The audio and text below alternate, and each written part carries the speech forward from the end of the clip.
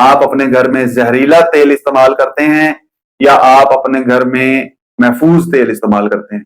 इस वीडियो को मुकम्मल देखें ताकि आप अपनी सेहत को बेहतर बना सकें, आप लंबी जिंदगी जी सकें, सेहतमंद जिंदगी जी सकें।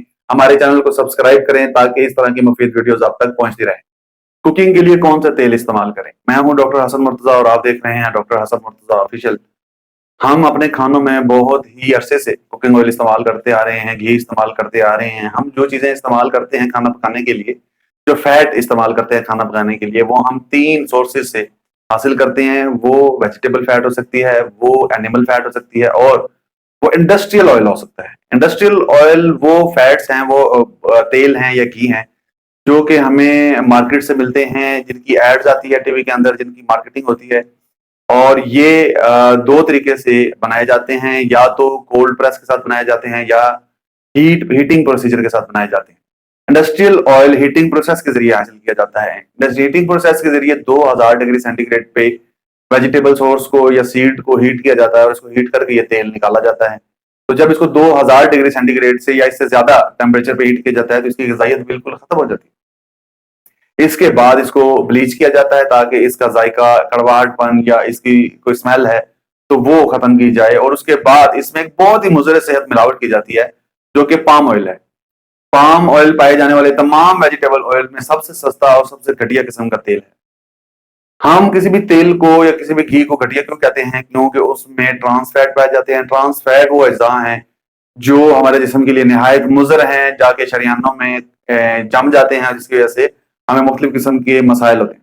दूसरी किस्म का फैट जो हम इस्तेमाल करते हैं वो एनिमल फैट है, और एनिमल फैट में हमारे पास गोश्त में पाई जाने वाली चर्बी है और मक्खन है या देसी घी है। गोश्त में पाई जाने वाली चर्बी तो सिर्फ गोश्त के साथ आती है, उसकी मिकदार बहुत कम होती है और हम रोजमर्रा इस्तेमाल नहीं कर सकते। लेकिन जो मक्खन है या जो देसी घी है वो हम रोजमर्रा के मामलात में इस्तेमाल करते हैं, खाने में इस्तेमाल करते हैं।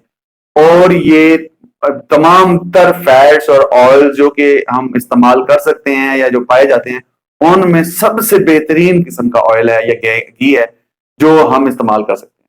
बाकी तमाम चीजें इसके बाद आती हैं, इनसे नीचे आती हैं। इसके बाद जितने भी तेल हम इस्तेमाल करते हैं वो कोल्ड प्रेस से हासिल किए जाने वाले तेल हैं। कोल्ड प्रेस से हासिल किए जाने वाले तेल में सबसे जो बेहतरीन तेल है वो जैतून का तेल है। एक्स्ट्रा वर्जिन ऑयल के नाम से ये मार्केट में पाया जाता है। इसके अलावा जितने भी ऑलिव ऑयल्स हैं वो एक्स्ट्रा वर्जिन ऑयल नहीं है, वो कोल्ड प्रेस से हासिल शुदा नहीं है और उनकी ग़िज़ाइयत भी उतनी नहीं है जितनी कि एक्स्ट्रा वर्जिन ऑयल की है। लिहाजा अगर आपने खाने में इस्तेमाल करना है तो आपने एक्स्ट्रा वर्जिन ऑयल ही इस्तेमाल करना है, लेकिन ज्यादा टेम्परेचर पे खाना पकाने के लिए इस्तेमाल नहीं हो सकता। इसकी ग़िज़ाइयत खत्म हो जाएगी। ये अब खाना पका के उसके ऊपर स्प्रिंकल अगर इसको करेंगे तो ये बहुत ज्यादा फायदेमंद होगा। जैतून के तेल के बाद जो बहुत ज्यादा मुफीद तेल है, सबसे अच्छा तेल है, वो है सरसों का तेल। जी हाँ, आपने बिल्कुल सही सुना है, सरसों का तेल उतना ही मुफीद है जितना कि जैतून का तेल है। इसमें ओमेगा 3 पाए जाते हैं, ओमेगा 6 पाए जाते हैं, और एक चीज जो ओमेगा 9 है वो भी इसमें पाया जाता है जो कि जैतून के तेल में नहीं पाया जाता।